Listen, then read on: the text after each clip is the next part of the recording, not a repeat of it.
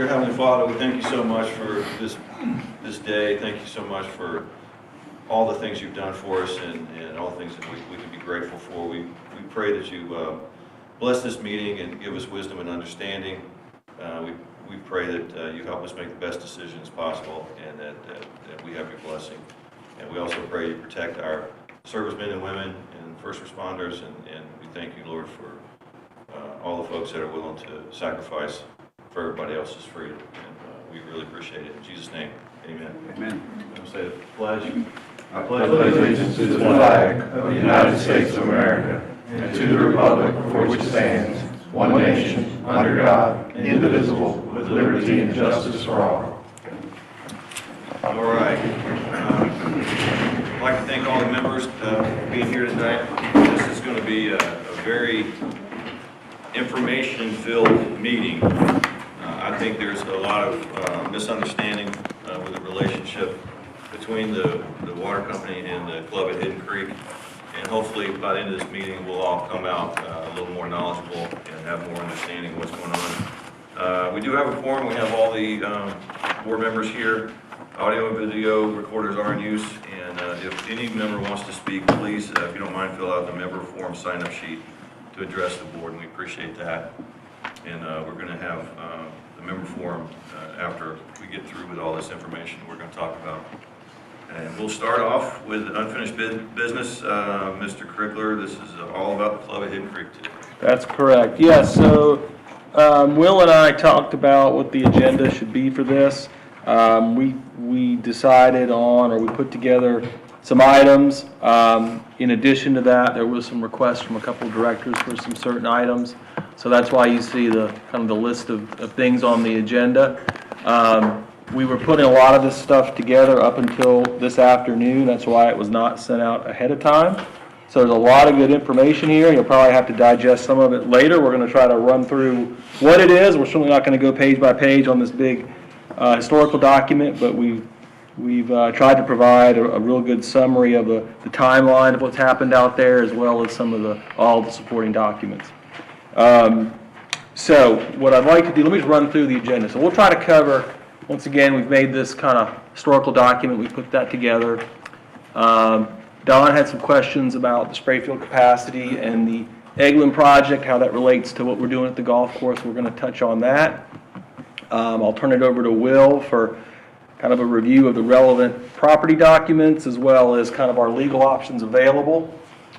We also want to touch on the cost of the spray field operations, kind of that relationship between the club and Holly Navarre financially.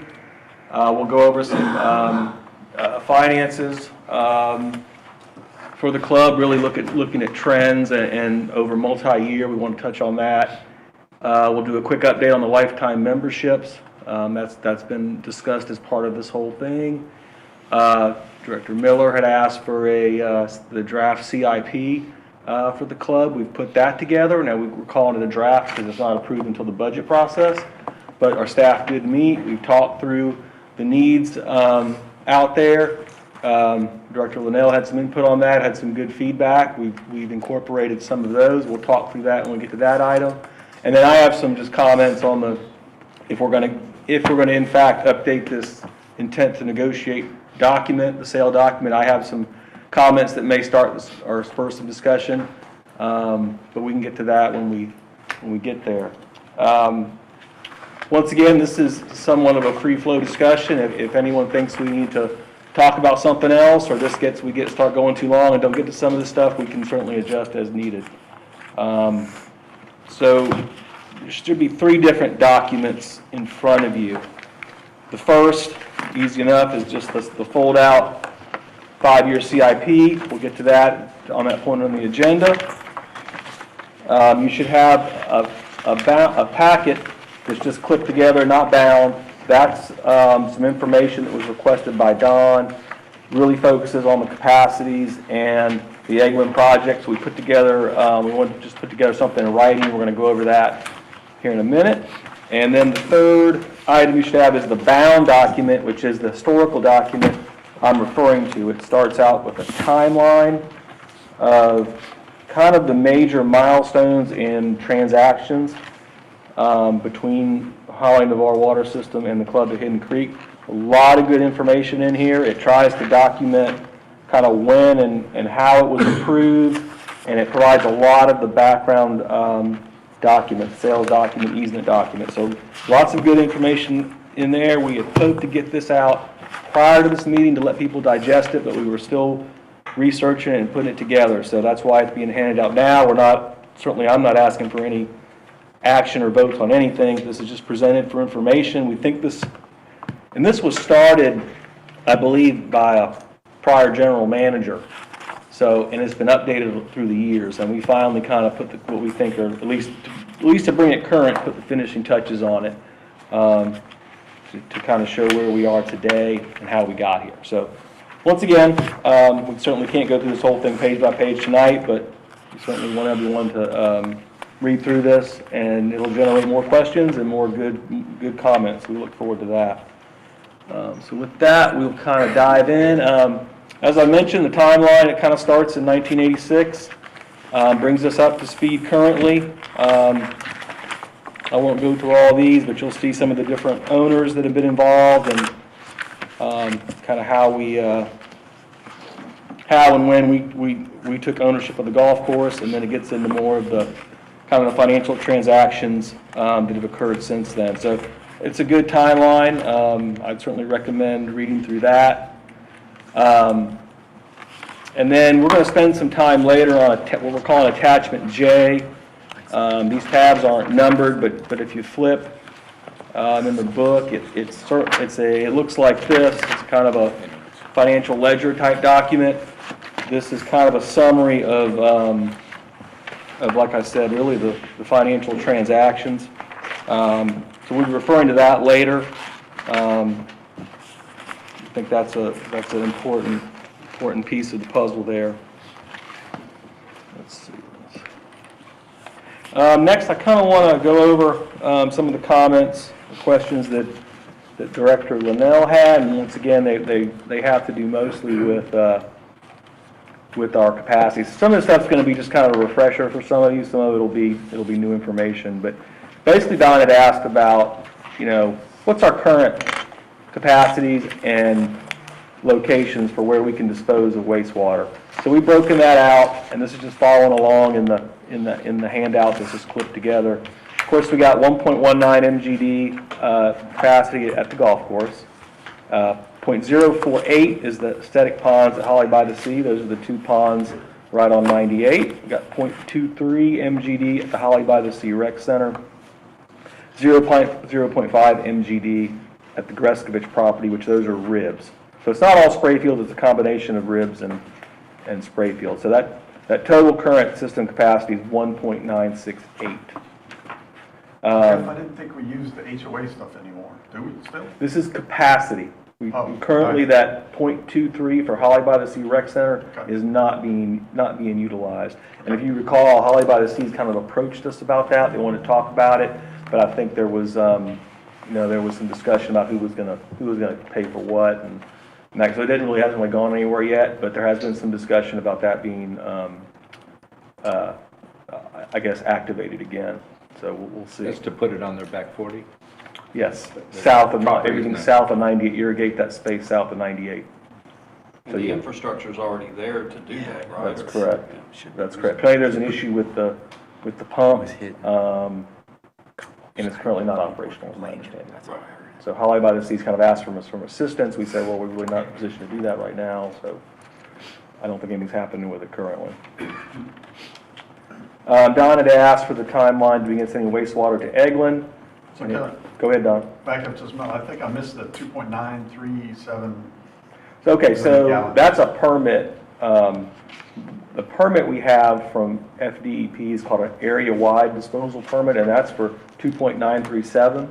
So we can add sites, but we don't have pipelines to those sites. For instance, the ball fields here by the high school, we could spray there, but we don't have infrastructure to spray there. So we would have to install a pipeline. So we have a permitted area-wide disposal capacity of 2.937. We don't have the ability to do that right now. So it's a matter of infrastructure not being installed. And once again, the 2.937 does not include anything at Eglin. Don had asked about just the general timeline. You see that up there. The deadline for construction of Phase 1B, which would make all of Phase 1 operational, is about a year from now, a year and a month, early October 2025. The current phase we're working on has an additional capacity of 1.5 MGD. Don had asked if any of our agreements with Gulf Breeze, sending reclaimed water to Gulf Breeze, was part of the 1.5 MGD. It is not. We are not included in that. Don had asked about confirmation that Holly Navarre has secured the right to construct another 1.5 MGD ribs at Eglin. That is correct, and that is so total capacity at Eglin could be 3.0 MGD additional.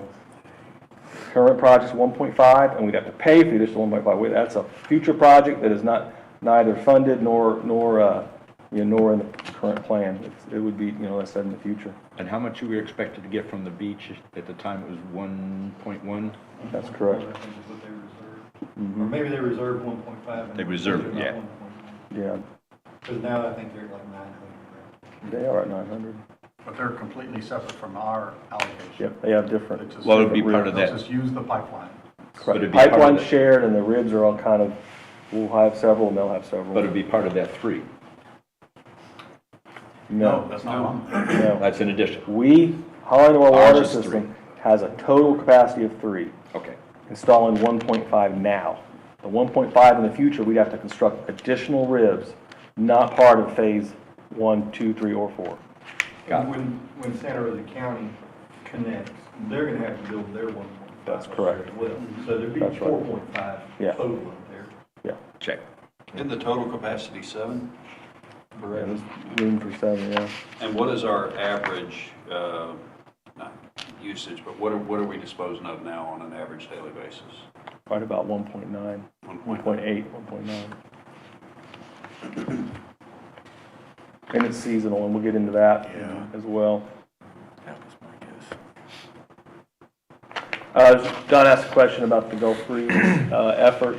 So that's something where Gulf Breeze has to install that pipeline. We're not installing that. They're responsible for that. The capacity of that would be up to 500,000 gallons a day, but there's a minimum of 200,000 during certain months. So it's not a 500,000 every day. It's seasonal. So they need more reclaim during the summer months, and then during those cooler months, they would be 200,000 gallon minimum. So $200,000, 200,000 gallons is the minimum. We need to send everything out. When they build that pipeline, we'll have the option to, yes. Okay. And that amount, zero cost to us, and we're getting zero from them. That's the current arrangement, except we are going to have operation and maintenance of the pump. They're going to put in the pump at our plant, but we're going to maintain it. So that's my understanding of that arrangement. And they have not started on that project. That's phase 3 or? It's 3. Yeah. And that's phase 3. And Don had asked about the copy of the current document that shows that the spray field's needed to meet our projected wastewater needs, and we've included that document, which shows that yes, we would need it to meet build out. So if you construct the Eglin project, you still need the 1.19 at the golf course to meet the build out capacity of the sewer system. So let's see if you flip that. Let's see. And the build-out capacity is, The 2.937? No, so there was a 2012 master plan done, and then Municipal Engineering updated this. The build-out need of the system is about 5 MGD. So if you look at what we're going to have with Eglin, so if you add in, we build the full 3 MGD at Eglin, and we do the project with Gulf Breeze, we'll be around 5.2. So and that's with the golf course spray field. So that's when the question was asked about, do we need the golf course in the long term? The answer is yes for the build out scenario. so make sure I heard right. The 5.2 includes the 1.19? It does. Yes. That's correct. Thank you. We need the capacity for the golf course. We don't need the golf course. The capacity for the, yes, sorry. We need the spray field. We need spray field. Agree. Capacity to dispose of wastewater, correct. And then Don had asked about the document that Semantics. essentially allows us to Matter. spray. That's the DEP permit, that's attached. And it's not exactly 200 acres, it's more like 185. Okay. And then you'd asked about the, how much water we've been sending. We've included that, it's the very last page of the attachment. And once again, this amount varies. The 1.19 is a rolling annual average. So you'll see it's lower on some days, higher on others. And you can see, there's days where we get heavy rains, where our flows are high, and we send more than 1.19. So it varies, but it's an annual average. Our requirement from FDEP is a like I said, an annual average. I have that.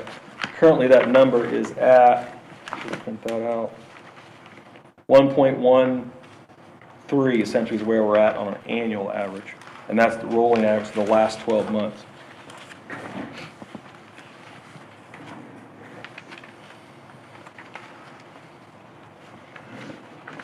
So that's kind of just a quick overview of kind of some of the questions Don had and kind of where we're going with the Eglin project. Let's see what Thanks, sir. You're welcome. So next next on the agenda, I'm going to turn it over to Will. He's going to do a little review of some of the documents. There were some questions about the easement and how that's going to be handled, and then maybe some of our other options that are available. All right. So some of this information you have in the package, and we'll refer to it here, but in the meantime, there are 2 additional documents that I want you to have. Let's see.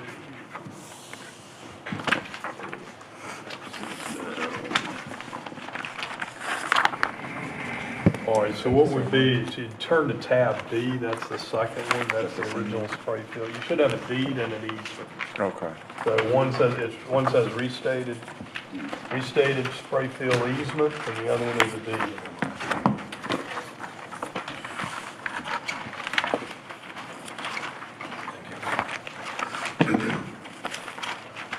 You got the easement done? So 2 documents. One should say restated spray field easement, and the other one should say a special warranty deed. Okay, so, 2 that you're handing out now, because I only got 1. all right, You only got 1. which one don't you have?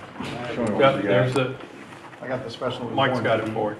Well, you need to. Yeah, Need the other one. All right, so if you go back to the timeline, Jeff just went over, that's right, that's your second page, that's the first page after the cover page. You see that it starts back in '86. What we're picking up here is with the spray field easement, and you'll see that showing as May 9th of 1994, and that summary paragraph is what you're seeing in there. There was a series of agreements and easements, and I'm not going to go through all of them because it quite frankly at this point doesn't matter, because as we've talked about before, you own the property. So you own it because you own the entity that owns it, and I can explain that. So you control completely what happens there, and if you decide to do something, we're going to make the recommendation from a legal standpoint that you're not going to rely on any of these agreements because they're old, they're outdated, and you'd want to update them if you were to do something other than own it. But I want you to know what you have in place now so that you can be comfortable with it. So the golf course is subject to this spray field easement as restated in this 1994 document. The reason it's yours, and not something if you were to sell the club at Hidden Creek LLC or that property, you wouldn't lose this easement.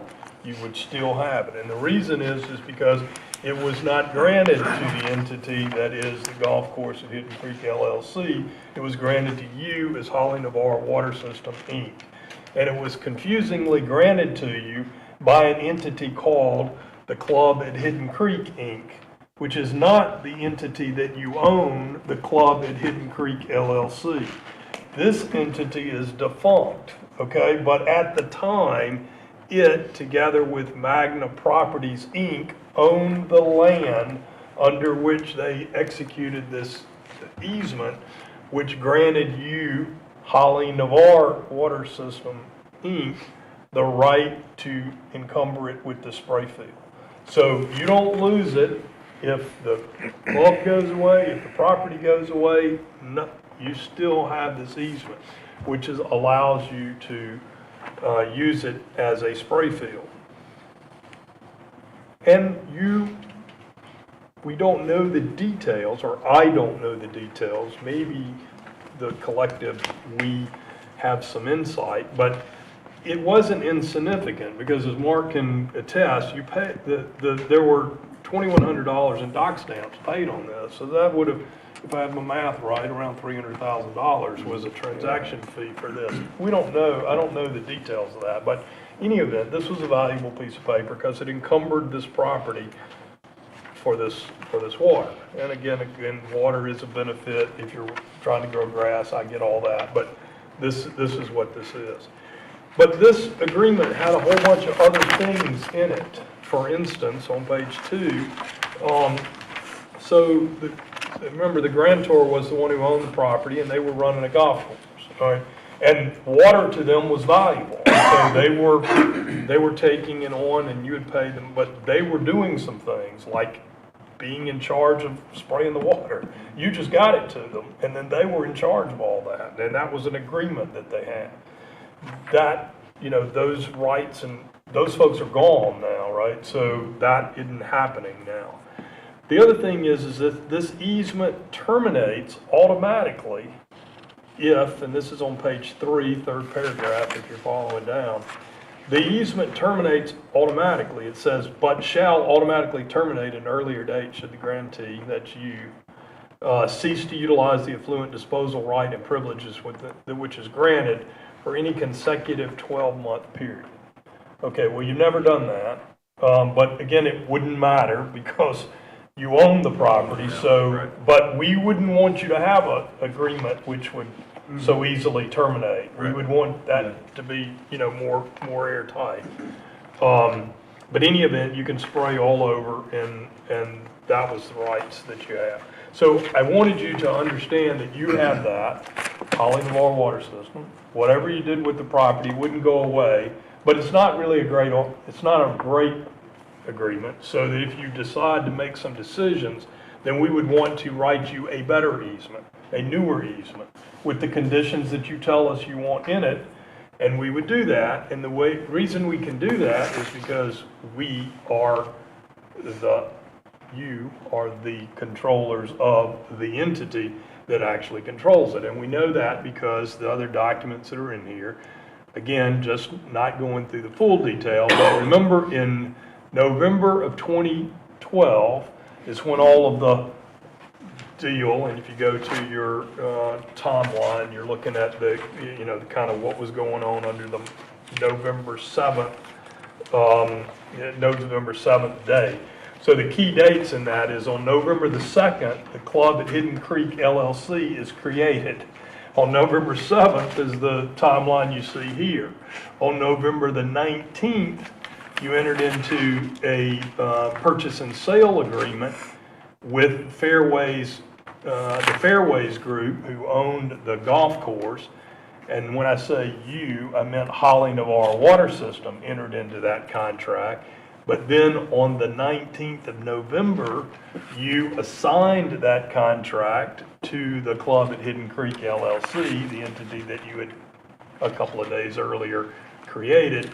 And then you had a closing on November the 29th of 12, and that is what you see in the special warranty deed. And that was all done, you know, at the advice, I'm certain, of council at the time to create an entity that it could go into, and that's how you created the club at Hidden Creek LLC, of which you're a wholly owned owner of it. But your special warranty deed is showing here, and the property went into the club at Hidden Creek LLC. So Holly Navarre Water System, Inc. is not the entity that owns it, but Holly Navarre Water System, Inc. is the single sole owner of the club at Hidden Creek LLC. So in effect, you control it through the direction of the board and the operating agreement that controls the club at Hidden Creek LLC. So questions about that and how that works? So typically, if an entity has an easement over property and also then owns that property, the easement and that property merge, thereby extinguishing the easement. Because if you own property, you don't have to have an easement over it because you own it. But in this case, the easement did not merge because two separate legal entities control. One owns the property, the other one owns the benefit of the easement. So the club at Hidden Creek owns the property, the Holly Navarre Water System is the beneficiary of the easement. Okay, so again, it didn't merge. Question. This purchase and sale agreement says that the agreement was between Fairways Group LP and Holly Navarre Water System. So Correct. Holly Navarre Water System is not the owner of the property? Correct. So that's the contract, that's the purchase and sale agreement? Right. Right, and then you assign that contract on November the 19th. Holly Navarre Water System assigned it to the club at Hidden Creek LLC, and the club at Hidden Creek LLC executed and closed on that contract to take the property in its name. So that's how that worked, and that's why the property's in the LLC of the club at Hidden Creek, but the easement benefits the Holly Navarre Water System. Okay, so all that is just to say that both of those things exist, but were you to make a decision to do something, I would advise you that we don't want to rely on this old easement. We would want a better easement, updated easement, with terms that you would tell me and that we would put in place to make it well, to update it and conform to what you wanted it to do. Would excuse me if this isn't a question and answer thing. No, it is. I mean, that's exactly. So, we have you rewrite the easement. In 10 years, or in a year from now, we sell it. 10 years from now, they go bankrupt. Whoever we sold it to. Okay, right. We still have our easement. Right. What happens? Can we still spray water out there, or is there some adverse way that without our permission, somebody can cancel our easement that's cost our members over $1 million? Well, yeah. So there's always somebody who can challenge it. Oh, yeah. But a well-written easement can be defended, is supported by Florida law, and, you know, I can confidently say that we would write you an easement that I think, you know, would stand up. Okay. Again, and I always say this, there is no better control of property than to be the property owner, to own the fee. That's the bundle of sticks, and you have all the bundle of sticks. Once you start giving away sticks, you can retain an important one called an easement, and we can write it in such a way that we have as much safeguards as we can. But, you know, without that, you always have that issue. But easements exist all over Florida. They're enforceable, they're long-term, they're perpetual, they're permanent, they run with the land, that you certainly, you know, you certainly could be there. The problem with this case, and the only reason I raise it is because this easement is not like an access, right, where all you have is a dirt road. You've got a lot of equipment in the ground, you've got piping, you've got electricity, you've got a lot of things that your spray field operation is hindered if you are adverse and fighting all the time to, one, access it, two, keep it powered and dig in, you know what I'm saying? Oh, yeah, I And understand. just, you know, right now, if you have any problems with the entity who's the landowner, you have the same guy running both, and you just, you know, you eliminate all those Yeah. frictions.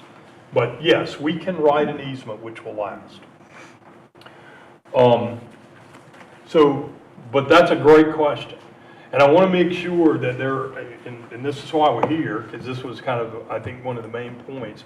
If there are other questions or other, you know, comments or for clarity on the issue of the relationship between the easement, the Sprayfield easement, and your right to do that, and the property. I do. Yes, sir. So are you, I wouldn't say concerned, but the way that it's established right now with the Club at Hidden Creek LLC controlling the easement, is that a problem for the way that you see it? Should we? No, do there's no anything with that? problem. There's no problem currently, because, you know, if you, the board, this board, the Holly Navarre Water System Board, if you're not liking what the Club at Hidden Creek is doing, you just direct Agreed. changes. I was just curious if you Right, had. so that's fine. You're not actually following this Right. easement. No, Right, you're doing what Right. you want to do because, and what you're permitted to do. correct. And so everything's fine So there. you're fine with the way But it is? if you were to make a change, we would want to make, There we go. it such that we had controls and checks and those kinds of things. A little stronger than that, for the owner. 100%, right, yeah, 100%. Okay. What's up, Joe? No, I'm following what Daryl's saying, so, to follow what Mike said, so there's no benefit for us to putting the easement back in Holly Navarre Water That's System. what it, Oh, it is in Holly Navarre Water. Well, yeah, in a no, it's in the roundabout. Club at Hidden Oh, it's Creek. not. No, The so, easement's okay. on our name, the water system. Okay, yeah, so I don't want to overcomplicate this, but an easement burdens property Got it. for the benefit of someone else. Okay, The benefited party here is Holly Navarre Water System. okay, The burdened property owner is the Club at Hidden Creek. okay. The golf course property is burdened by your right to spray on it. So you're the beneficiary, you are the dominant estate in legal terms Answered my question. to the Thanks. easement. yeah. So you need not change anything at this point because everything is controlled and you're. With so many different you legal, work it. I was curious if he had any But issues those are with the two primary legal documents that exist with this relationship, regardless of these other agreements, because they're subordinate because you own them. You own it. It's the deed, you own it because you own the Club at Hidden Creek. It's the easement because it's granted to you as Holly Navarre Water System in any event you control. Okay. So if there are no other questions about that, I'll move. The second topic was to look at the issue of, so what would be legal options for, you know, disposition? Well, it's similar to the ones that you saw that were executed with, and as Mark pointed out, you had a contract to sell, which was between you, the Holly Navarre Water System Board, but you created an LLC to then assign that contract, and you took the ownership under the LLC. So if you were to make a decision to dispose of any assets that you own, you could do it in, you know, several different ways. You could sell simply the property, or you could simply sell the entity. You can sell the LLC, meaning the Club at Hidden Creek, because without selling the property, because the property is in the name of the LLC. So if whoever you sold the LLC to would have the property would go with it. Again, that would not affect the existing easement, but before you did that, I would recommend, and we would want to put in place, we would want the Club at Hidden Creek to put in place a new updated easement granted to you, the board, Holly Navarre Water System, which would supersede this easement and put in place the restrictions and the new tighter controls without an automatic, termination, because you wouldn't want it to terminate. Is there any benefit to doing that regardless of whether we decide to? There's no benefit because you own it. So there's no reason to, have us go spend legal money to do that for no particular, you own it. I think that, in time, it'd be a good idea to have it. I mean, Based on if what- because if 6 months from now, the board decides that they're gonna sell the golf course, then we've gotta get with you and you've gotta write that up real quick. And we've gotta come up with the terms that we want it to be. Whereas if we started today or, Yeah. in some reasonable amount of time, we could come up with the terms and conditions that we wanted in it. It could be rewritten, and then at some point in the future, if we decided to sell the golf course, it would already be. I understand. Yes. I understand. It is a permanence that survives. Yeah. Right, unchanged, that's correct. And if that is the desire, then what you'd want to do is, you'd want to direct us to, essentially prepare a new spray fill easement. And then you would want to say, and make it as tight as possible, right? I mean, wouldn't that be the ideal? Oh, yeah, that's the idea. Submarine? Understood. That is a possibility. So this is maybe off the wall from what we're talking, but certainly a different tact, and maybe just out of my ignorance, but, so Holly is the beneficiary for the easement, and the LLC is burdened with it. Correct, because they're the property owner. Who owns the pumps? Who owns the piping? Who owns the sprinkler heads? Golf course. And when we sell them, who owns them then? Well, here's the thing. Who owns them now is very clear, and, who Understood. controls them. Right. Okay, so if you sell them, that would be a negotiated point. It would be a clear, important negotiated point. Because the negotiation at that point would be, would you want to go back to the situation that you had in 1994, where you didn't control the means of distributing the water? You had contracted essentially with them, you provided the water to a point, and you relied on them to get it sprayed. And, the fallacy of that is, if they don't spray it, you're delivering it to this single point, and 1.9 million gallons a day is a lot of water to bubble up through one point, and then you would have a problem.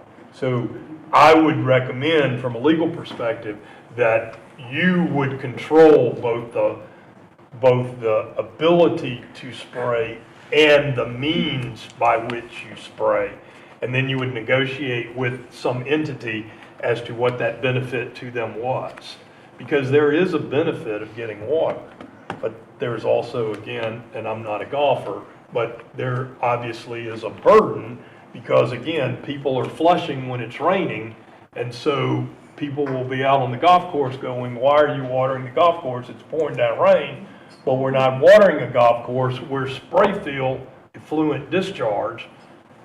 And that's, because people in the bar are flushing, we have to spray fill. They need to stop. I know, I was just gonna say that.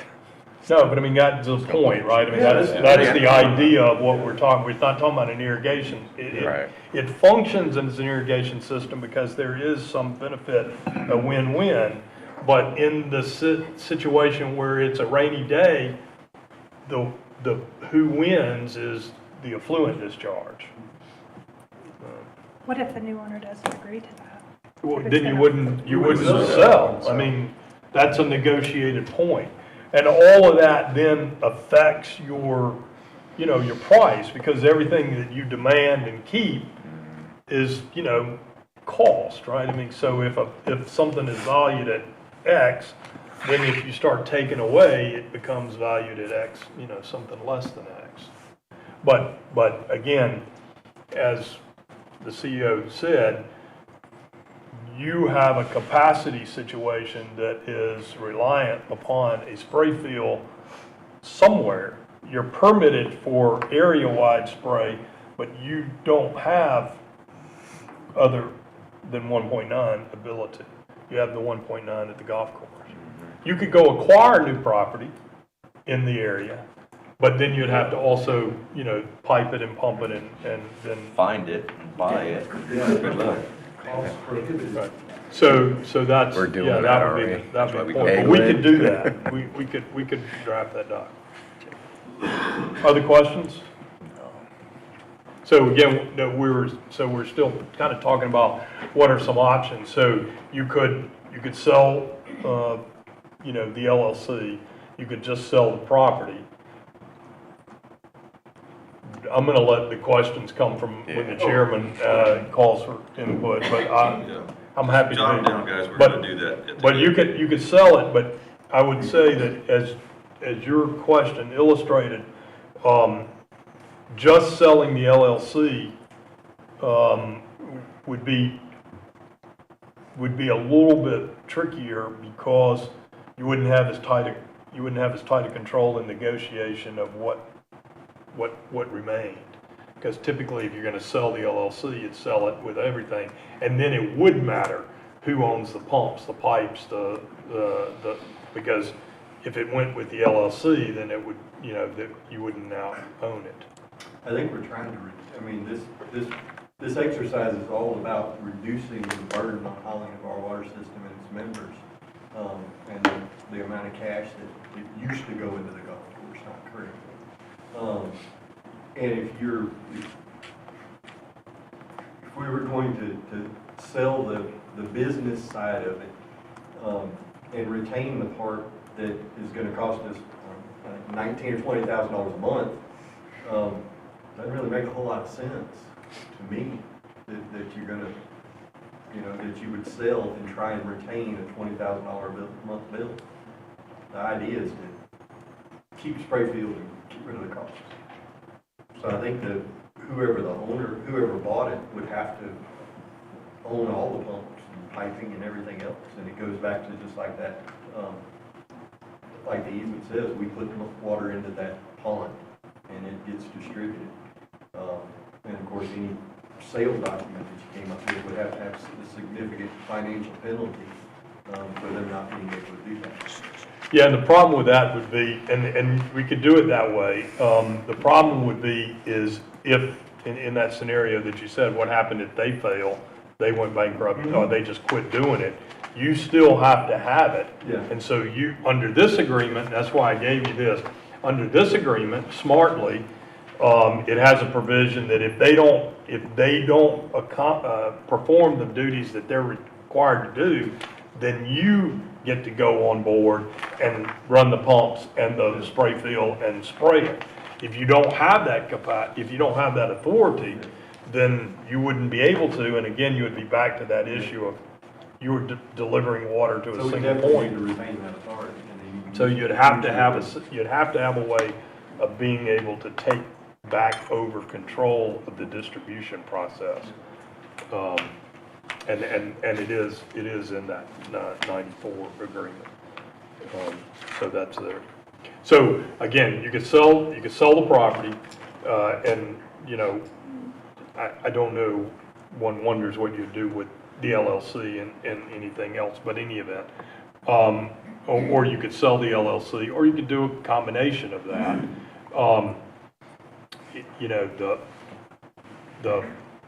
There are additional properties, and won't go into too much detail in that regard, but remember, there's a lot, there are some properties out there you're not actually either playing golf on or using as a spray field, so there's that. We'd have to do, investigation. So the cost, and, Jeff and I talked about this, and we have not expended any of this cost, but I reached out to see. We actually do need to do, if you wanted to pursue something, we actually need to do a pretty detailed title search. And the First American is telling me that would take about 2 months, and cost around $3,000, because you have, if you look at the back of either of the documents that I gave you, the properties that you own in the legal description, I know that Mark will appreciate this, but it's 2 pages long, and it's all these different tracts, Did we find out whether we had a survey? Yeah, did we do that back in 2020? This is crazy, because it just goes I back. want to say we did. We had a bunch of discussions about legal descriptions. I know that you tasked Beggs and Lane with doing something. We were supposed to do the whole thing. That's how we ended up with a new management Find a agreement. survey? Not in 2020. So, does anyone know if we have a current survey? I'll double check that. Now we have that. Because one of the first much was that? questions that I had, and you can look and you might do, is that do the legal descriptions on what is encumbered by the easement match what you had, what you actually own? And we don't know because we hadn't surveyed it. But Have there been a few parcels conveyed out to owners, like little strips of land here and there? No, we didn't do that. We couldn't, I mean, our permit, the 1.19 million gallons is based on us owning all that land. Yeah. And if we get rid of any of it, we gotta go back to water management, or to DEP and tell them, hey, look, we sold an acre, what's our capacity now?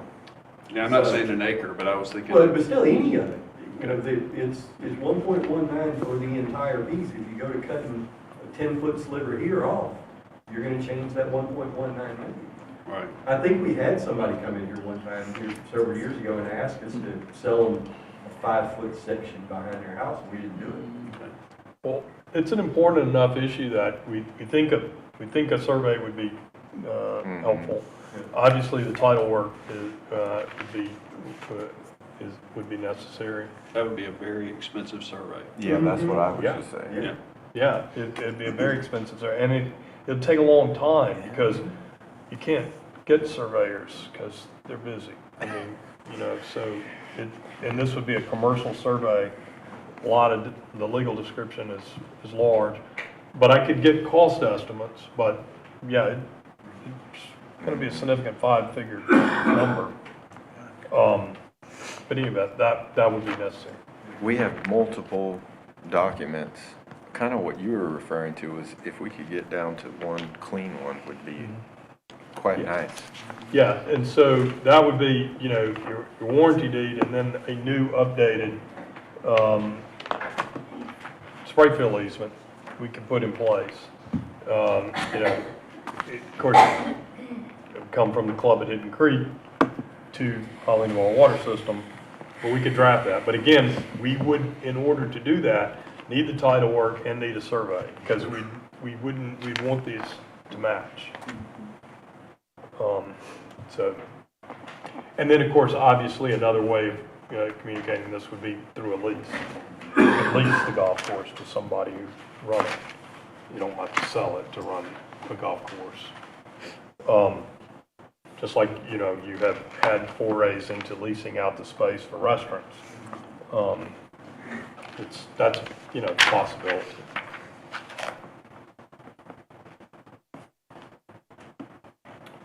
I like that idea better Yeah, than it selling sounded the pretty good to land. me.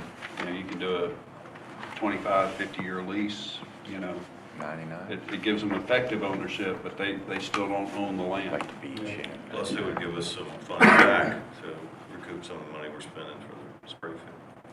The other question you asked was, are there ways to encumber a sale, perpetually encumber it such that it would always operate as a golf course?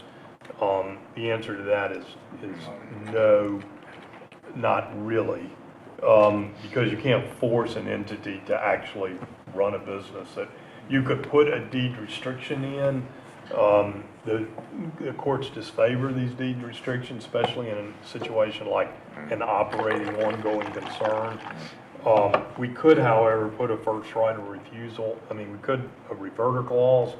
Again, that's only valid for 21 years, so there's not a permanency in that kind of situation. So those options are limited in the deed.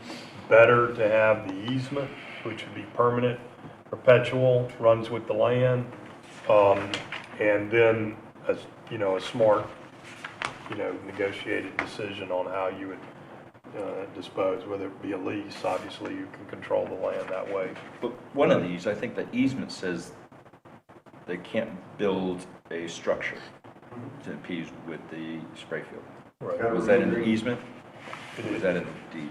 There are several, so I didn't go over all of them. That's fine. This easement also was accompanied with another agreement, and then there was a secondary agreement that gave some numbers, and that was when you took on the first 650,000. Then we upgraded it. And then you upgrade, so there's a series of these, copies of which are in your package. The point of those are, they're irrelevant, essentially, because you're controlling both. This is really the only relevant one that's still there, and as Daryl has pointed out, it really, if you wanted it to be, you know, great, better, you would do it again. You would put it in place now. This one's okay, it gives you that right, but it has a lot of 1994 kind of hangover baggage, if you will. Hangover is good. So we can come up with an easement that will protect in the future, today and tomorrow. So we wouldn't necessarily have to worry about selling the golf course, because we could write an easement and keep what we got now. Correct.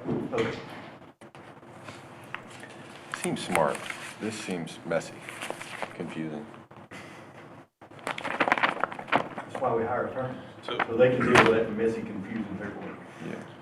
so Will, let me understand this. So, bottom line, if we do or if we don't, you know, at some point decide to pursue a sale of the golf course, you would recommend that we always keep control of the spray field, which means we would always have to pay for the spray field, the electricity, the pumps, the repairs of the pumps. Is that what you were saying when you were talking about the equipment and having the right? Well, your permit authorizes you're permitted for effluent discharge on this property. And you require that for your operation, even with the ribs. So you have to have this property for effluent discharge. And the way you do it now is through a sprinkler system that also waters grass at a golf course. I mean, I can imagine that there might be a cheaper way. I don't know because I don't really know. If you literally just had 200 acres of grass and all you needed to do was put a spray field, you might be able to do that, you know, to With a get rid of that standpipe. water with, With a you know, standpipe. yeah, with just High class. less cost. I don't know the answer. Sure. But the point is that you always need the ability to get that, you know, To 1.9 control gallons it, right? Yeah. out onto grass, on, you know. And selling And that. currently that requires the pumps that you have, the pipes that you have, the sprinkler heads that you have now, in the locations that you have now, because they're presumably watering grass and not concrete, and, you know, because, so you would need to continue to do that. So the burden of the cost would be on Hollywood Water System, unless we had some kind of agreement. Unless you had somebody, you know, let's say, I mean, I don't know, I mean, I can imagine that, let's say that you had an entity that came in and they go, we run golf courses, and we'd like to run, you know, we'd like to, you know, run and control this golf course. And, you know, we would run this golf course for the cost of, you know, taking and spraying your effluent. And presumably that's, and so their payment would be to take your water and spray, and then they rent a golf course. But and- then they have control over the That's right, and if they Right. quit, then you would take, I guess, we would have built in something that you would take that back over. But I don't think we want to be, you know, beyond the fact of us staying involved in the golf course, I don't think we want to do that, if we were to decide to sell it, but a new owner is going to want to know, going to want to spray the water where they want to spray it. At the And time, from they our, would. and from our standpoint over here, as long as that spray is 1.19 million gallons a day, it doesn't matter to us where they put it at, as long as they're putting it out there somewhere. Whereas if we're the ones that are operating it, we're not going to be calling them every day and saying, okay, how much do you want us to put on number 1, number 5, number 6? I don't think you can sell it and keep control of the irrigation. That's what I'm saying. I guess my point is, you know, we were talking about selling the LLC. If you do that, then all the equipment, everything goes with it. Or you just sell the land and then we retain all the equipment, everything goes with it. So if we were to sell it, I think, you know, obviously selling just the land, and we need to maintain control over that spray field. I don't see any scenario where we would agree to give up control over the spray field unless it was something that was completely airtight in the contract. But then down the road, they sell it to somebody else, and then you have that issue all over again. But So as long as we've got the easement, we're good. I mean, that's what the attorney just told us, that we've got this easement in place. And it doesn't matter who owns it in the future. And you put a clause in there that says if they go bankrupt, or if they sell, or if they stop for some reason, But then we can go in there and take it back. right, but if we sell the equipment, Yeah, if we sell the LLC and all the equipment, say a pump goes down and they don't have the money to fix it. I guess we probably fix it. You know? That's my point right there. Right. You made a good point. What Like Darryl that. say? What'd you I say? said, I guess we You'd have to probably fix fix it. it, you know? I mean, that's the reason we put the You'd have to. infrastructure out there for Magna. Right, but then we or have Fairway. that whole extra step of having to deal with another entity. Well, you'd also have the step, you know, you'd have the friction of, you know,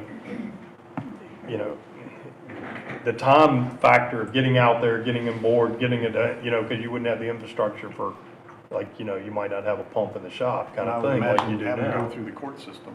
You might, I mean, again, I We don't have- I we don't own the understand and equipment. I I, can't imagine we could just Right. walk over there and turn it on. I mean, I appreciate the fact that, you know, and Darryl used the term, you know, Will's gonna write an airtight easement. Yes, we're gonna write a great easement. We can never write an easement. trust I know, but we, again, He's an attorney, you know the that. only way that I can legally tell you that you have complete control is if you have all of the sticks in the bundle, of property rights. Once you start giving sticks away, then yes, I can go back and get them, but that requires, you know, judges, lawsuits, legal fees, And you're gonna buy that expenses. yacht. And I'm okay with that, if that's what y'all want. Only above, only above. But the thing is, No yacht. New yacht. And right now, the we thing is, have is if all we- the sticks. You have all the You sticks. want all the sticks, okay. We have all the sticks. right We now. have all the That's- sticks. They're right just now, distributed into including- two different entities. Including Yeah, that's what that I- stick. Ownership for- of the land is the LLC, the Club at Hidden Creek, and the easement is in the, The one stick costs us $20,000 a month for irrigation out there if we keep it. That's the one I'm suggesting we get rid of. Why is it costing us $20,000 a Because month? if you're gonna run the pumps, if you're gonna do all the maintenance, if you're gonna pay for all the electricity, then that's $20,000 a month. So the spray field costs now are, what, 100,000 versus through 7, 8 months? Yeah, It's less than that. Okay, we're not talking about running a golf course, we're talking about running a spray. understand. And that's the, I think it was, what was the figure? It was Yeah, when we did that, 19, that 20,000. theoretical calculation was 314,000 Yeah. per year. Just for- So divide per that by year. 12. Just for running, strictly as a spray field, not a Yeah, golf course. that's right. So why do we want to Not own that 20, it's stick? more like 25. Okay. Why would we what? Why do we want to own that stick? Why don't we want to get rid of all of it if we're going to get rid of it? I mean, and that's the reason that I wanted us here today. If we've got different opinions, I think that if we're going to contemplate selling the golf course, we contemplate selling the whole thing and relying on our easement, and our sale agreement to protect us. And I, And if you're not, and if you're gonna go and, if you're gonna keep pumping money into it, whether you own it or you're gonna, if you sell it, you're still gonna keep pumping money into it, then I'm like you, I'm not interested in selling it. The idea of getting rid of it is so you get rid of the cost. Well, I think not just the cost, but the management of it, the operations of it, you know, I mean, it's, you know, we're a water system, but we're tasked with running a golf course. No, you're not. I mean, legally, you have no responsibility legally to we run a don't. golf course. Well, no, we closed You down shut it today. down tonight. That's I mean, you have no legal obligation to run a golf course. Right. You only have the legal obligation to use that property as a spray field. So you're running a golf course because you see benefit or not, but you're not running it because you have a legal obligation to do it. No document supports Well, that. I'm not saying we are legally obligated to, but that's our current state of affairs is we're Yeah. running a golf course. Right, but you could, I mean, to Darrell's point is that you don't have to sell the golf course to get out of the golfing business. You We just can shut it also down. lease out the land and the operations, and we don't run it, someone else is running it, you know, and we still own the land, so would that mean we no longer need an easement if we still own the land and we lease You'd out? always need an easement. Yeah, you have. Yeah, you want the easement. The Holly Navarre Water System want the easement because If you, we don't Holly sell the Navarre Water land, we System, still don't need- own the property. But you could do that. I mean, that's what we talked about. You could lease it. Right, well, that's what I'm saying, if we don't sell the land and we just lease the land, then, you know, we still own the land, we still have whatever control we don't give up in a lease, we would still have, which means we wouldn't necessarily need an easement if we still own the land. How are you gonna monitor how they upkeep our equipment, how they maintain our golf course, how they maintain the infrastructure out there? Well, we would Yeah, still you own We the would still have equipment. to do You have to that. put that in the We lease. would still have to do that, Oh, we release still the have to land, do that. right, correct. But it still costs us money. I just throw that there, that might be even more attractive to someone that wants to run a golf course, to not have to buy it, that just to be able to, To you know, not have lease to the pay any of the property. expenses of running a golf course? Well, no, they're leasing it, and what that amount is, you know, is just like a sale, it's up for negotiation. But it's a long-term lease, it wouldn't be a one-year lease, it would be a, you know, 10 to 50-year lease. Yeah. And I didn't mean to jump at that. I just want to make it clear that from a legal obligation, Yeah. the legal obligations that you have are dictated in your permit. Yeah. And that's a discharge, an affluent discharge, not the operation of the course. And furthermore, like your 50-year lease, or 20-year lease, how much, and of course, this is not something that we can answer tonight, it's something that staff would have to get to. How much are we gonna have to pay in infrastructure costs to maintain that infrastructure, to replace that infrastructure over those 20 or 50 years? If the lease payment doesn't cover that, what are we doing? You know? I mean, I don't want to make it this more complicated or interject, you know, too many things, but again, if you're purely looking at this as a, you know, generally looking at all the possibilities, again, you could look at possibilities beyond what currently exists. And I'm not suggesting this, or I'm just bringing up the point. Your effluent discharge only works on impervious surfaces, right? I mean, you have a lot of concrete out there. You have buildings and parking lots and all that. That you could do something with that differently than you're doing now and still have a spray field. You can So- rent those buildings out. I'm just saying that Yeah. you, No, we or you could redevelop them, you could do different things, we'd have to look at that, but, so that gets into a whole different issue. But again, you have no legal constraints now to keep the property in its current form, other than, you know, the zoning that applies generally to everyone. Okay, there are no other obligations that are different in there for you.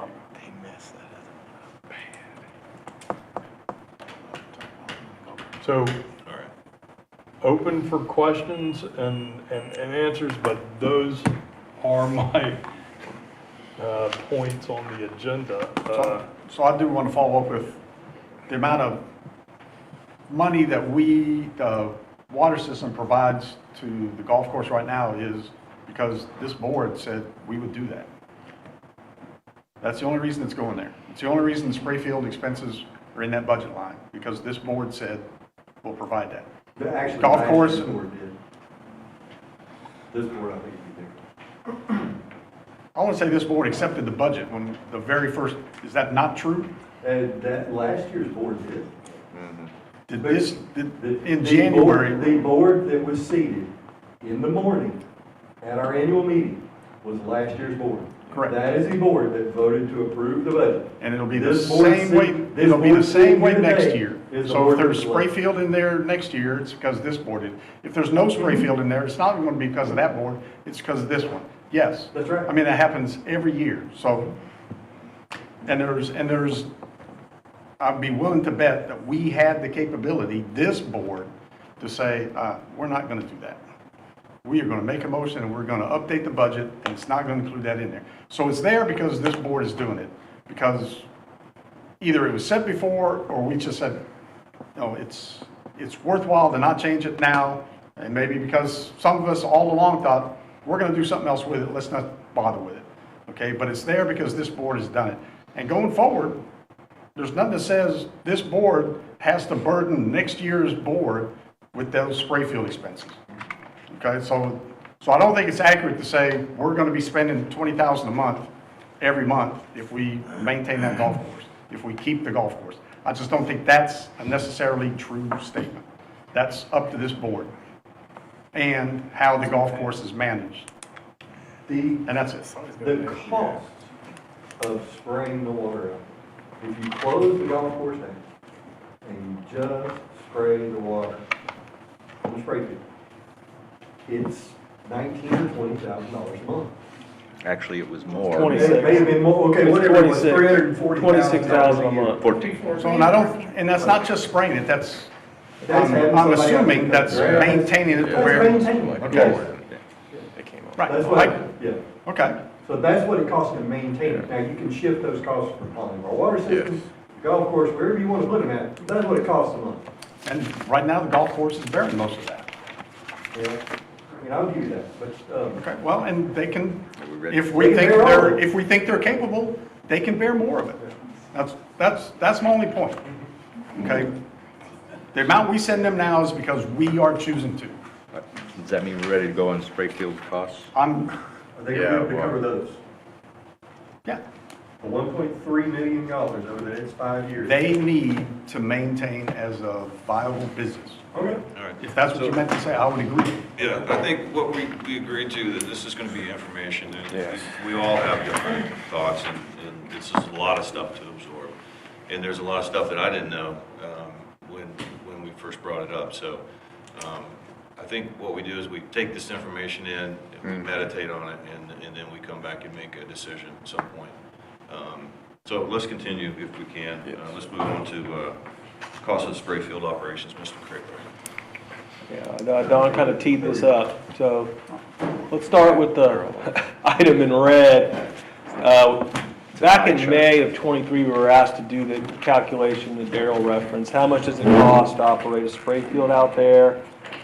If there's no golf course, just a spray field, what would we spend? We came up with about $314,000 a year. That breakdown is in the very back of the book we gave out. If anyone needs a refresher on that, it's the very last tab, and it goes into the projected annual cost. It also makes some assumptions about replacement of capital items such as pumps and controls. So that's all in there if you want to look at it. So that's kind of the metric we're using to compare, and then what the slide shows then is from 2018 to current, what the water system has paid for those expenses. You'll see the very large number in 2018, $474,000, kind of went down all the way to 2021, it was $100,000, and then jumped back up in 22, and then 23 was $153,000, and you see your year-to-date number for this year. Looks like it's 89,000. The dark blue line is the budget line, which I believe is 189? 190. So we're more than halfway through the year, but a little bit halfway through that cost. So hopefully we'll finish that under that budgeted item. So you can kind of That includes in replacing a pump out there too, the cost. It does, and we thought that was going to be a 2023 cost, and that was not purchased until January of '24, and that's in that 89,000. The one thing that I don't believe is in that projected cost analysis, which is and there's no revenue offset to the projected cost analysis. And you've got how big is the building out there? 20,000 square feet? Which building? The main clubhouse, how big is that? Oh, it's like, yeah, is it 6,000, 6 right No, now? it's 10, 20, it's Yeah. bigger than that, yeah. You could rent that, if you close the golf course down, you'd rent that building. Possibly, yeah. Yeah, you'd rent the. Oh, I see what you mean. That doesn't include anything That other than the doesn't dust spray. include Gotta agree anything with for that. offset. So Nor it does wouldn't be maintain 314. that building. Huh? Nor does maintain, that 314 wouldn't include Yeah, maintaining that maintaining, water. that's correct. And roofing it. That's right. So, The $500,000 roof, we're gonna, or $250,000 roof. So there would be, it wouldn't be 314 net cost. It'd be more. It'd be less. That's just for the spray field costs, the manpower and the equipment. Right. And if you rent the building, Right, well, currently we are now, for 75 grand last year, we earned in just, in the event space. So we're Oh, renting some of yeah, it. yeah, exactly. So we're Okay, I recouping get it. some of that. Yeah, yeah, but what I'm saying is if we got out of the golf business, used it as a spray field, and then rented the buildings out, I'm not saying that I would even agree to do something like that. I'm just saying that the 314 would be less. Got it. That's just for, we're gonna hold off on the comments until the member forum time, thank you. All right, so cost of the spray field operations. All right, And that's just the spray field, nothing else. If it Correct. was Only Yeah, a it spray doesn't field. take we into didn't have account a building anything out that there, goes that's on. what it Right, would be. right. Okay, That's a good That's point, correct. all though. right. Finances, cost of Club at Hidden Creek to Holland Bar Water System. Yeah, so there's a couple things here. We wanted to do is, we did want to run through also some historical trends and figures. Hopefully some of these numbers may be hard to read if you're in the back of the audience, but we'll just run through some of these real quick. We do want to kind of highlight some of the trends since we're kind of talking about kind of what's going on out there. This first slide just shows the total pro shop revenues. And what that means is essentially the two main components here is the golf operation, greens fees, cart fees. Then you have merchandise, and then you have other, which is things like range balls and things like that, so that's a small component. So really the point of this is just kind of to show the trend of things out there, with, and this is through 2023, and just the upward trend. Certainly it was kind of flat 2018 to 2020. There were some improvements made. I think this current staff has been there roughly from that 2021 timeframe. So you can see that there's been some improvements in traffic out there, and 2024 is looking to be slightly better than 23. So that trend is continuing, and it's positive. And once again, so this shows comparing year to date. This is through July of last year versus July of this year, so slightly ahead. So once again, last year was a good year, and they're continuing to build upon that out there. I may need Kim's help on this one. So membership dues kind of go up and down. There was some changes made, I believe, in 2020-21 timeframe that impacted it. Yes. Maybe Joe can explain that. No, there was some information went out that disheartened members from staying, so we lost several. It was Mass exodus. yes. So it was put out that we were going to hire a management company. Their product was, we have no memberships. Okay. And it was put out in the letter that we're not going to have memberships. Some memberships threw their toys out the window and they left and have never come back. So we've since dissuaded that. We've raised the rates on members. Right. Thank you very much. So you can see that You number. know who kind to of- blame yeah. on that one, right? Okay. Yeah, so That's why that, It wasn't 2020, 2021. yes. Yeah. Because I wasn't here. No. So you see that nothing. number kind of turning around too, from 22 to 23. So that's just membership dues. And this is year to date, from year to date through this July versus the same time last year. Membership dues, slightly ahead. I wanted to touch on food and beverage sales. There's some interesting information here. I believe the club out there had its own restaurant in the 2018 timeframe. You can see that in this bar here. Then that closed. There was the period with the black skimmer came in. And once again, this is food and beverage, but you can see how this is really recovered with the increased traffic out there. And we'll get this in the next slide, the interesting thing here. This tries to break down the different components of food and beverage. Once again, you can see this is that 2018 where that restaurant was out there. Of course, the black skimmer revenues, they got to keep those for the most part, so those aren't really shown here, but the interesting thing here is that if you look at 2022 and 23, those numbers are pretty, almost half of what a full restaurant was. That's essentially a very limited menu being sold out of the turn bar there. Essentially, it's pre-made sandwiches and hot dogs, things like that. So it's a good bit of revenue for a very limited effort. You know, we don't do anything really in that kitchen. But I thought it was interesting. It surprised us when we started looking at the numbers that very limited food operation was, you know, was pretty significant relative to what it is versus what a full restaurant was. So that was kind of encouraging for what we're doing now.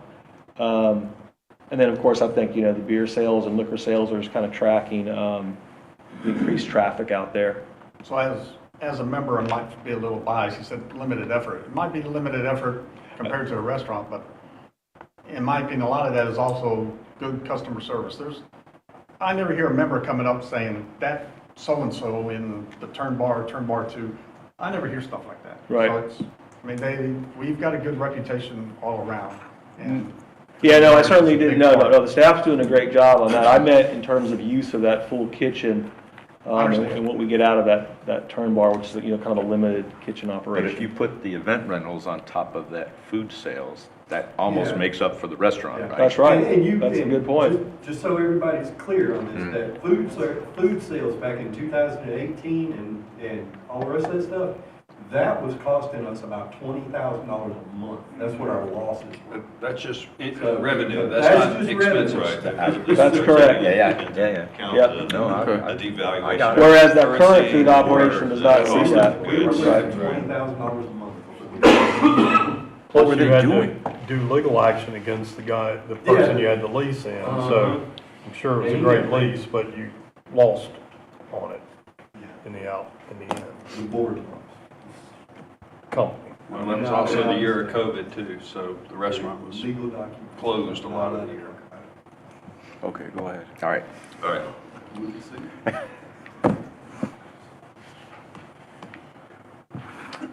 Then getting to the expenses, you can see they kind of trended down through 2020 and 21.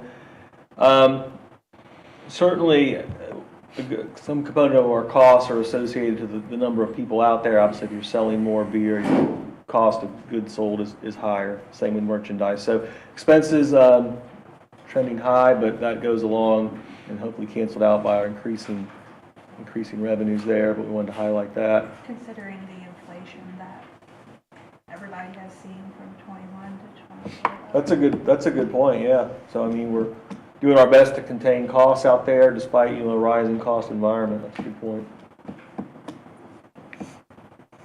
And then net income, this is 2018 through 23, and correct, this contains the depreciation and amortization items, is that correct? It's the final audit. And yeah, so you can see 2023 was a positive year, and you can see kind of the trend there. So once again, speaks to the job the staff's doing out there.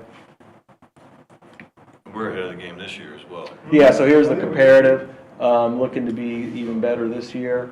So yeah, so that's good as well.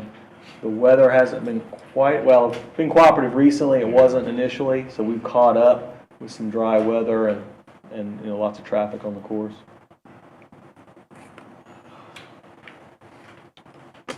So just, I want to point out a couple of those financial items and trends there. I think they're important.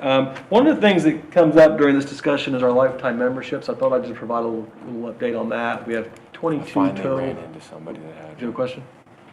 We have 22 lifetime members that would be subject to a buyout. So what would happen is if there was some type of sale, there would be a liability for that new the new owner to honor those lifetime memberships. So anytime this topic comes up, we just want to make sure that everyone's aware of that.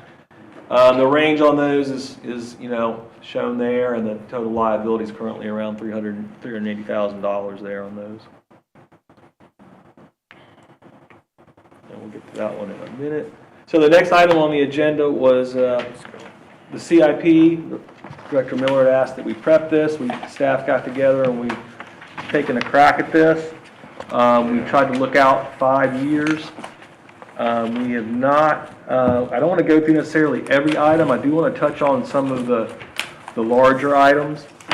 So extending the cart pass is kind of the first significant item, $70,000, but that's going to kind of be spread out. They're going to do a little bit this year, hopefully, and then spread it out over 25 and 26. Improvements to the driving range. We actually have some of that in 25, and we pushed the second phase out to 27.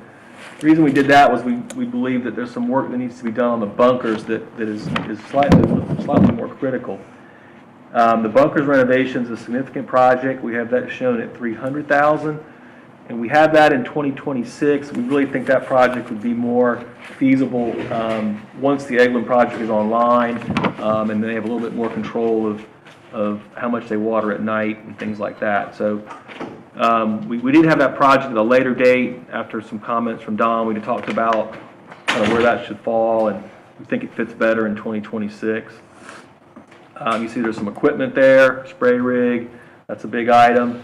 And then the other item I want to point out on here is really the kind of a big unknown, but it's really the biggest item when you combine it, and that's if we have to do anything to the roof out there on the clubhouse and the car barn there. So those roofs are approaching the 20 years in age. There could be some requirements from the insurance company to redo those when they reach 20 years. We have not done necessarily an inspection of the roof.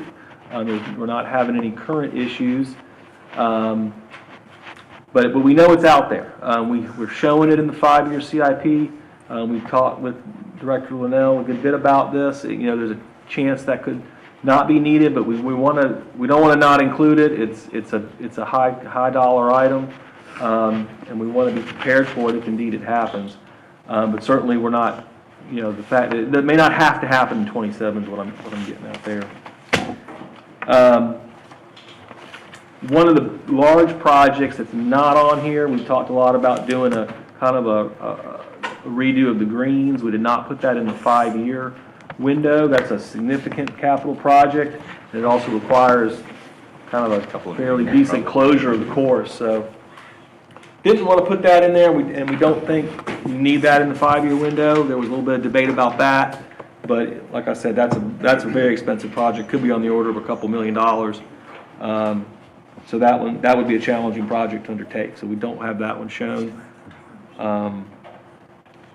So you can see what the total projected need is over the 5 years. We kind of from the financial statements there what's in the bank. So a lot of this can be covered, but the roof project could be challenging if it has to happen. So.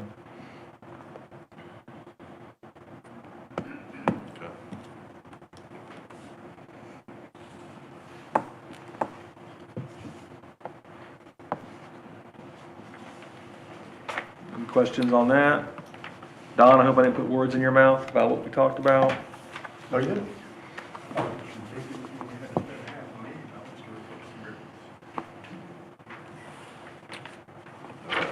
All right, let's move on to item I. Mr. Bridwell? So this one, I don't know if we want to dive into the document or not, David. These were just some of my comments on the document. I don't know that we're really, we're not necessarily tasked with updating this thing yet, but it was just some kind of thoughts I had. I don't know if we want to go through it. Some of the things that were required last time. For instance, I don't think we handed this document out actually, but I have it. But a good example would be, it talks about a scoring criteria for how to judge the proposals, but then it doesn't give what those criteria are, so we'd have to come up with that. I think we can do it. It's just that would take a little bit of thought of how would we score these. And then on some page, it talks about a deposit of $20,000 when you turn the proposals in. I'm not sure what the background on that was. Maybe it's just to show seriousness. I figured we would want to kind of dive into that when we get there. But it's just things like that when we get through this document that just don't, we may want to discuss a little further. And like I said, I don't know that we're really to that point yet. No reason to get into that until we. Yeah, that's what I mean, yeah. Yeah, we're going to move forward with this or not. Right. Okay. So that's all I had in terms of information to present. Any board members have any comments, any statements you'd like to make? Yeah, go ahead. Nope, Darrell, you first. Age before beauty. Thank you, I appreciate it. You know, the golf course is doing okay. I mean, it's done okay this year, and I think it did make a little bit of profit last year, so I'm actually and if the board of directors of our system is gonna think about selling the golf course, it's time. Because it's impossible to sell something that loses money every year. I can tell you that. So if we wait until we have $500,000 or $250,000 roof that needs repaired, or any other myriad of things that can go wrong out there, the greens freeze this fall because somebody forgets to put the tarps on them again, then, you know, we're not gonna be able to sell it. So it's if you, and they froze 15 years ago, this is not anything. So it's something to think about, you know. Go ahead, Joe. As I've always said, the easement is my concern. And, you know, I trust Will implicitly. If I was in jail, he'd be my lawyer. But Darrell had a valid point. Refer you to a criminal. Darrell had a valid point of, hey, if they go bust, then what do we do? And what do we have recompense, right? And then, or, hey, look, there's no land. I'm a developer and I'm just gonna take hole 2 and I'm just gonna start townhomes and get building because we're rated R1 is the land development code. Then we have to spend funds going to court. And that's always been my concern. And then the third one is just, we've got Eglin, and Eglin is not done yet. And if we proceed with this now, then, and we hit that stumbling block and Eglin is not complete, what do we do then? Right? So really, those are my 3 concerns with it. Just something happens and we have to go back. Could we get a good easement? Yes. The current easement says we're responsible for effluent to the output. Well, the output are the sprinkler heads. And that's what the current easement says. So Will would have to do some magic and take that away from what's currently in this easement here. So, So that, just to interrupt, I want to get confirmation from Will. Output to you means sprinkler heads, not the pipe that comes into the pond there at number 7? Well, I mean, I see output that to me is whatever your engineer is gonna tell you that you need. Right now, it doesn't matter what it says because you're controlling it all. it says, You would tell me whatever you want to do in whatever new. But what about the current one? it currently says output to the spray field, not to pond 7 where it comes in from us. But again, that's for him But to fix for us. we only have one pipe going to the golf course, and it empties into that pond. Correct. Yes, it does. We were talking about distribution from all the water system, Yeah. that's all the distribution you're gonna get. I Yeah, understand the that. pumps in the spray field don't work. It just fills up that pond. That's right. So those continue to be my 3 core of, is this the right time? Is this, yeah, I get what you're saying, but is this the right time and what we're gonna do with it? And are we gonna, you know, if God forbid something happens and there's Eglin isn't finished, and that to me is my concerns. So I want to say something real quick. My vision would be if we could sell the land, keep ownership of the equipment out there, and control over the effluent and when it gets sprayed, how much. But we would have an entity willing to pay a significant amount for the land and the buildings to use as a golf course. And it would take the management of that golf course out of the hands of the Holland Water System Board of Directors, so that somebody that knows how to run a golf course, which we've been doing it for a while now, and you know, like you said, it's starting to make a little money right now. Who knows what it's going to do next year? And we have all these capital improvements we have to do down the line. But if we could have somebody come in and take that golf course and do something with it that we currently not willing to do, like a restaurant and this and that and whatever they want to do with it. In that way, it wouldn't be a burden on our CEO. He could focus on the water system, and, but we still maintain the easement and all the equipment. So we would, but then we could also have whoever purchased it help us subsidize some of that affluent, because they would need water to irrigate their property. So we could charge them a certain amount. But They've never paid for affluent, right? There was never any payment for affluent. no one's ever paid No. for it. So the two things about the management I get, but in the past, the bookkeeper was promoted to general manager. That didn't quite work. And now we have two PGA professionals that are working there up there day to day. So now we have people that are in the business that know how to run it, that have run it for many, many years. So I think that's part of the reason why it's doing better than it has. And I know it takes time off of Jeff, but just also, you know, he's got Phil at Missy, I'll grant you that. Point taken. But you would never agree to put a restaurant in there after.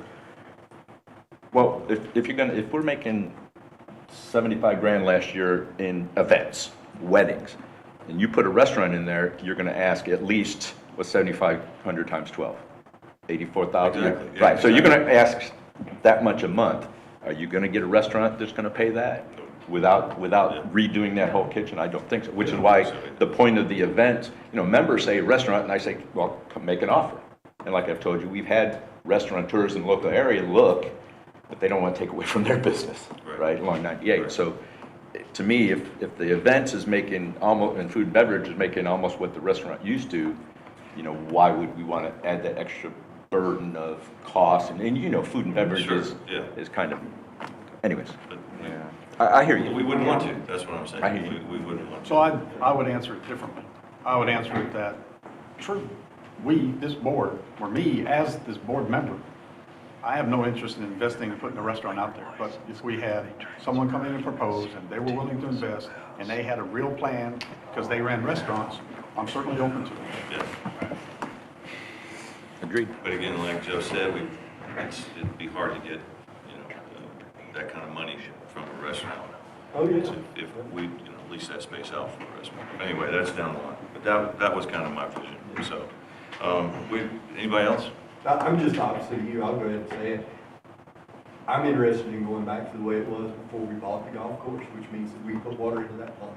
And that is our only job out there. We've spent, our members have spent over, what, $1.25 million in infrastructure and easement costs. If we can't go back there, I don't see how as far as selling pieces and parts of it, I'm not for that. No. I'd rather just see it closed down. No, but if you sell the land, that'd be the whole thing. Yeah, but if you maintain it, if you're gonna sell the part that costs nothing, and you're gonna keep the part that costs the members money. And that I'm not Well, for. if you look in the past, I mean, we've Well, I mean, subsidized the golf course yes, quite a we bit. have, we have. And it's gonna come to that point, we're gonna have to do it That's again, right? Exactly. So, And I that's hope what our I'm saying, members if get, we I can, hope whenever we're pumping $100,000 a month into that golf course 5 years from now, I'm hoping our members come down here and fill up this room and tell the board of directors to close that golf course. Where'd you come up with that? And if Well, I we mean, if we are spending that money, back at the beginning, it was $50,000 a month. Beginning of And what? sometimes $100,000 a month. Every month, somebody from the golf course was in here asking for the board of directors of Highland Park Water System to give them more money. then those board of directors should have told them no.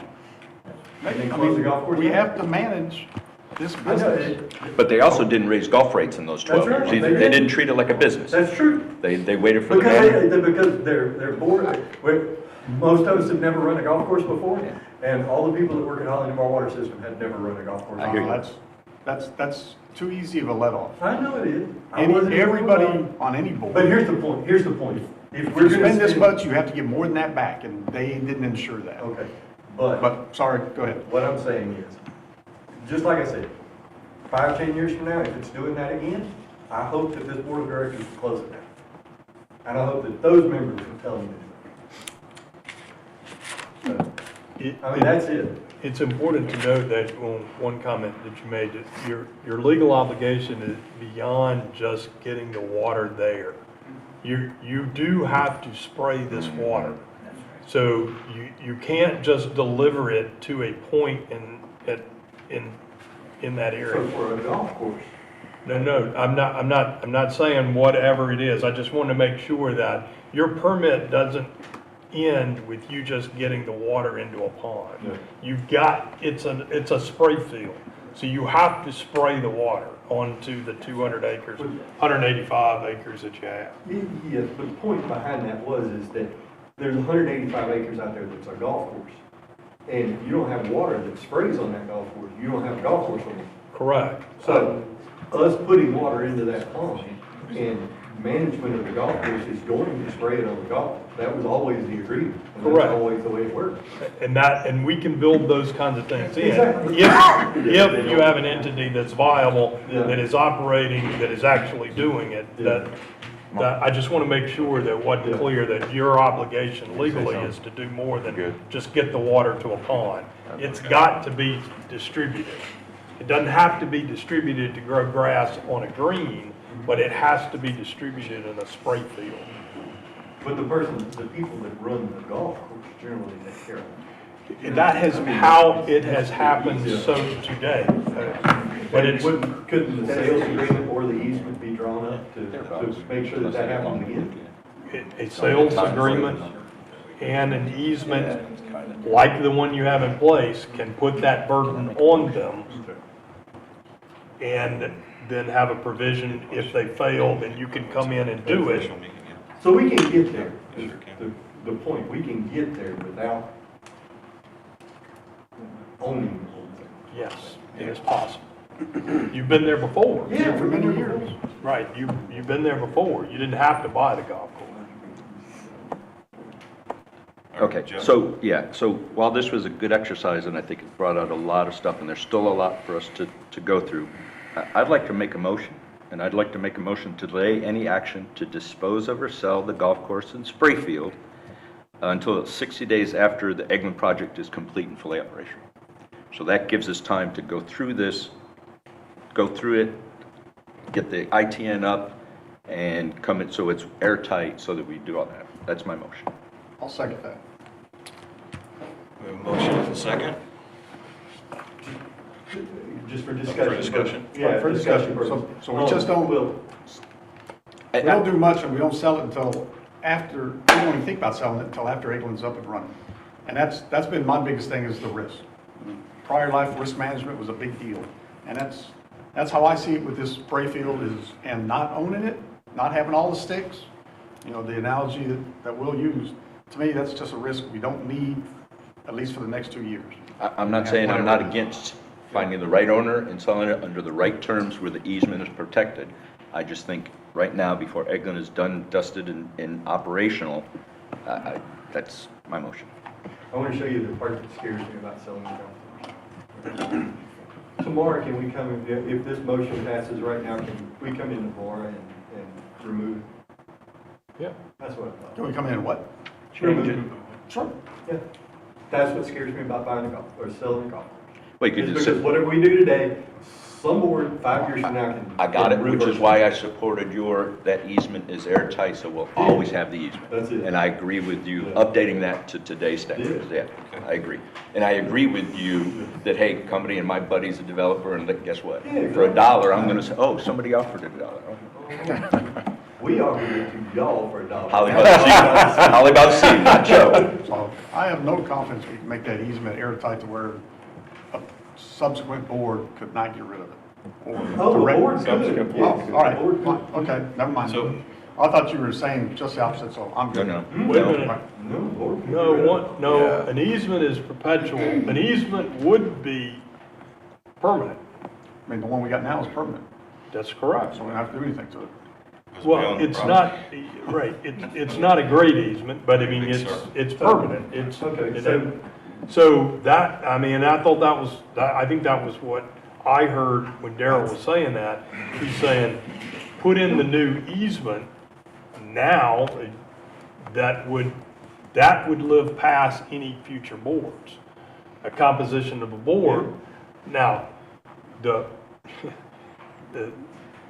if the board was in control of the property owner, they could make changes to it, okay?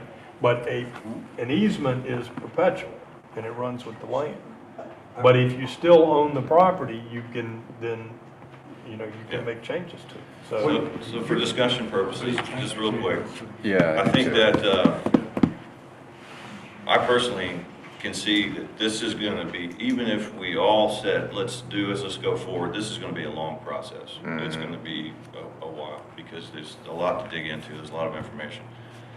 And I'm not one for kicking it down the road. I think that we should try to tackle it now. We should try to come to a decision soon, after we meditate on what we've heard today and some of the information that we've got. But I think while I'm a member of the board, I would like to see something happen, positive, whether it's sold, whether it's not sold, whether we decide to sell it or not to sell it.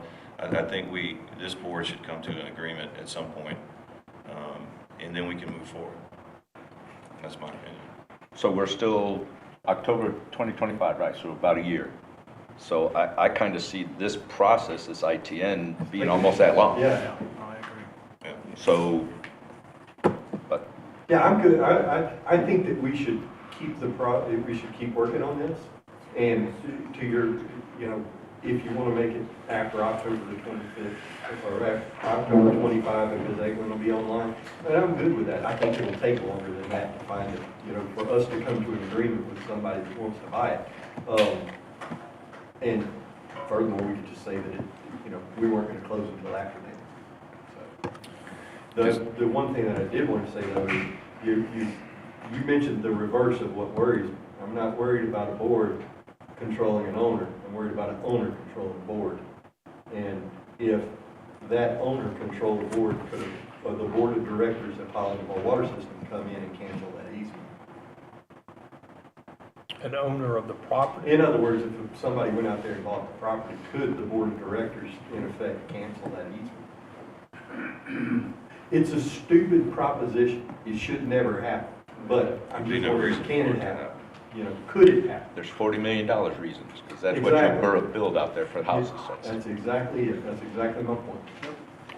Okay, discussion, right? Discussion. Okay, so I feel like we started this because there was some interest in the golf course. And we didn't have anything to show them, give them. Speak up. We didn't have any information to show them or give them about financials or how we would possibly, say, sell the golf course. So we're doing this little round table to try to give staff a way forward.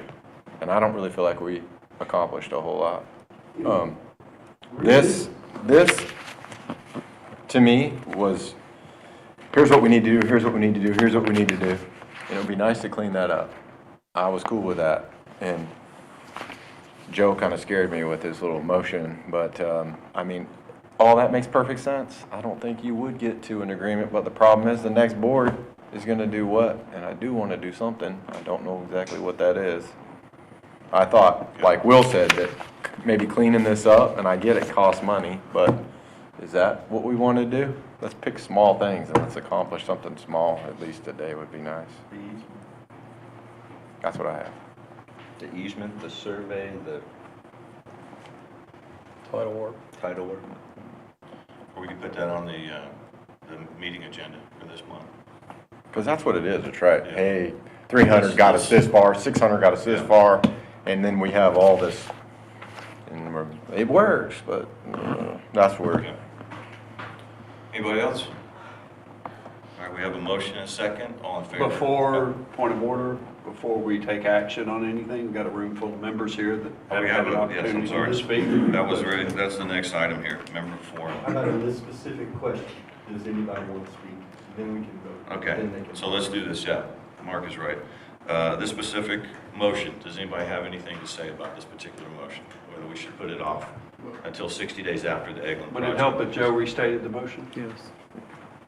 I'd rather whoever. Put off. Unless you think you can, The motion that I have on There you was to table the discussion and action on this matter until 60 days after the Eglen Rib project is operational. Good enough. Seconded by Don. Any members have any discussion or any comments on that particular motion? I agree with that, but I have a question. The ITN was put out in 2020, and we had offers. Why didn't we accept any of them? And if there are reasons Are we planning on, So that's not part of the motion. We'll definitely listen to you, and I want to get to that, because I don't know the answer to that one either. Can you just state who he is and all that? Yeah, I'm sorry. Yeah, no, you're fine. I'm first on the list. Okay, Ron, thank you. Ron Netro, he's Pebble Beach. Anybody else? I'm not on the list, so I'm on 1783 Sound Hammock. Okay. Trey, Child Director Golf. I've worked in management of golf courses for 19, since that year.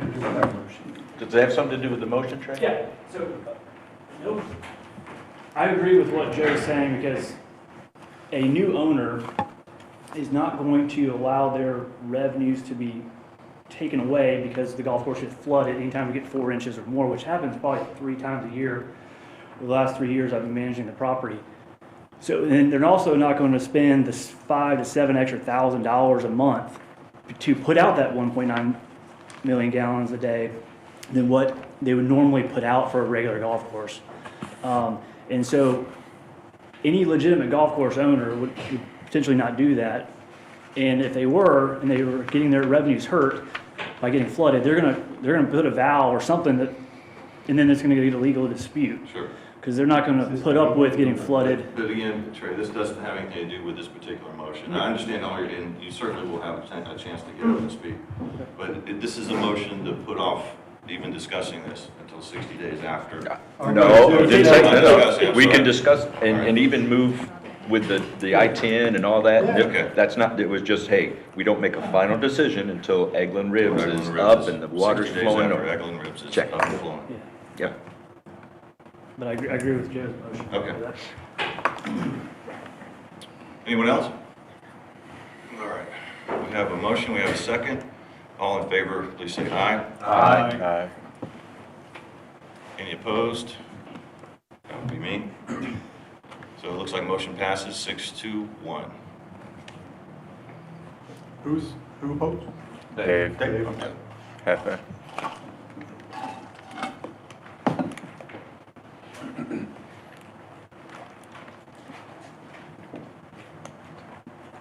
All right. Go ahead, Joe. A little more discussion. More discussion. So to a couple of points, when we made the decision a couple of years ago to do spray field costs, we did not pay for manpower or the equipment. And if it is going to be a viable business to sell, to Darrell's point, then maybe we need to look at in another meeting of, okay, we're at the end of the year when this comes up and the spray field costs are that, maybe they need to stand on their own feet and they sink or swim. My only concern with that is this roofing thing. So if we can ask the CEO to get a firm decision on, are we going to have to replace the roof at 20 years or not?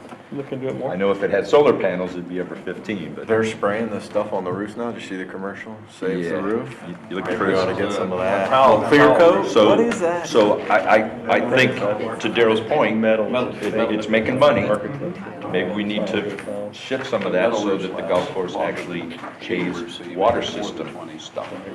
Yeah, coating. or whatever it is, right? No, I'm talking about electricity for the pump, after this fiscal year. Personally, I think we gotta go back to the way it was before we had remaining useful life of it. Just let the golf course operate on its own. We need a lot of money.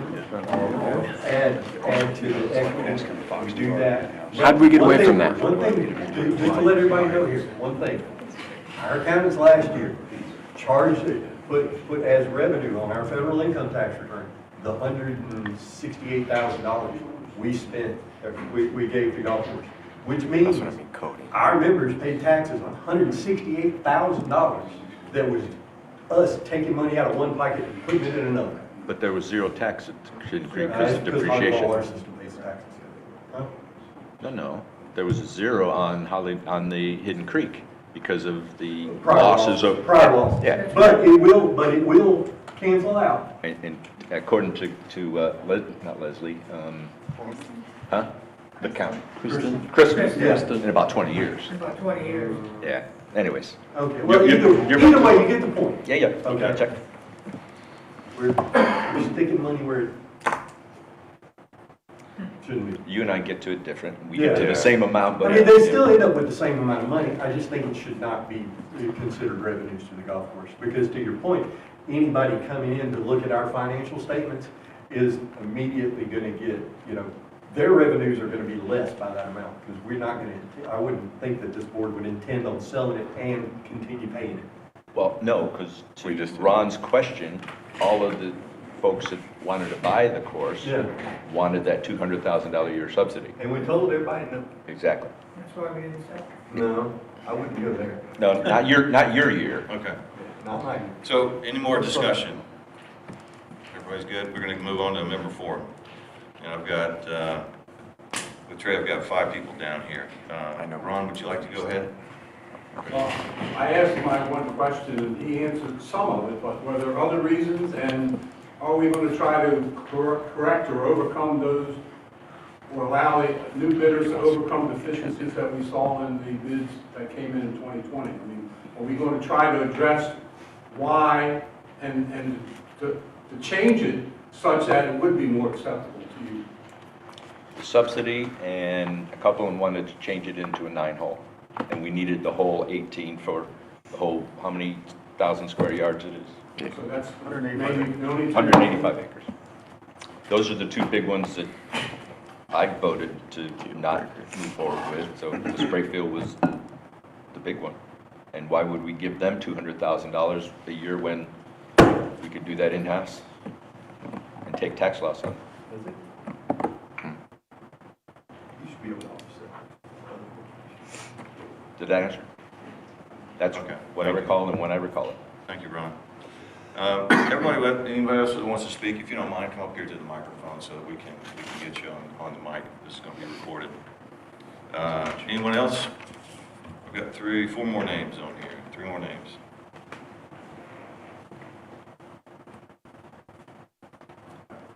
I may not be on the list, but what's the next? Can you come up here if you don't mind? Thank you. In the grand If you could give your name and your address real quick. Bill Bray, Okay. 7186 Australian. Just in the grandstands, listen, it seems like, correct me if I'm wrong, but you got 1.9 million gallons that you gotta get rid of. And so you're gonna need pumps and pipes and sprinkler heads to do it one way or another. What's the comparative cost of your system to other municipalities that have to do the same thing? I mean, it sounds to me like it's a fixed cost. You gotta spend it to get rid of the water.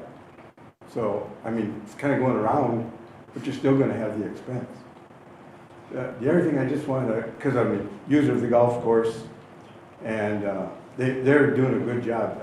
Golf, multiple courses around here, and military, and some of the other ones, and this course is better shape than most everything else we golf around here.